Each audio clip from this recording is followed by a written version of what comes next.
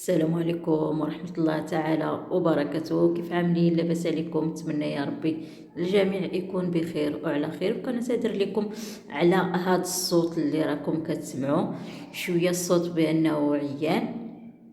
كيف ما كتعرفوا هذا الوقت وقت البرد. ايوا الحمد لله والشكر لله. هذا هو الشكل النهائي ديال هاد الزواقه هذه.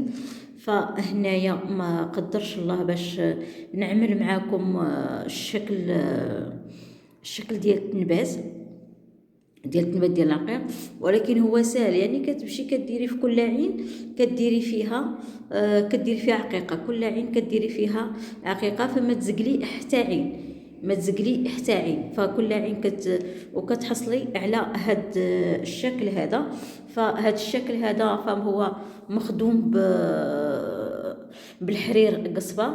الحرير قصبه احتاجي تقريبا 4 ديال القصبات، 4 ديال القصبات. والزمرد فهو 4 ديال الخيوط ديال الزمرد.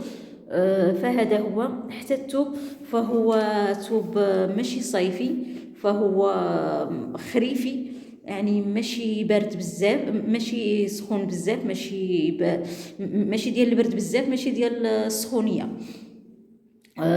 فهاد الثوب هذا تقريبا ثوب تركي، ولكن واحد الشكل ديالو زوين صراحه الله، زوين. كيف ما كتشوفوا هنايا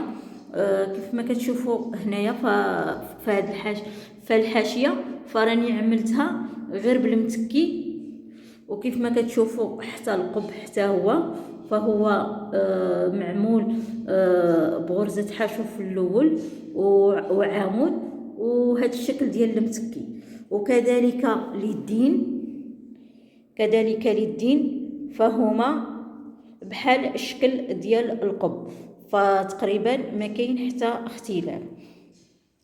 اما الملاقيه اللي راني عملت من التحت فهي كتعتمد على غرزه حشو، وكتعتمد على غرزه عمود ومزيه. فهذا هو الشكل النهائي ديال هاد البياسه هذه. فكنت عامله باش نعمل لكم الشكل ديال التنبات، ولكن ما قدرش الله. منين جيت نشوف الفيديو تنصيبو بانه مضبب، يعني ما عاطيش كاع نهائيا.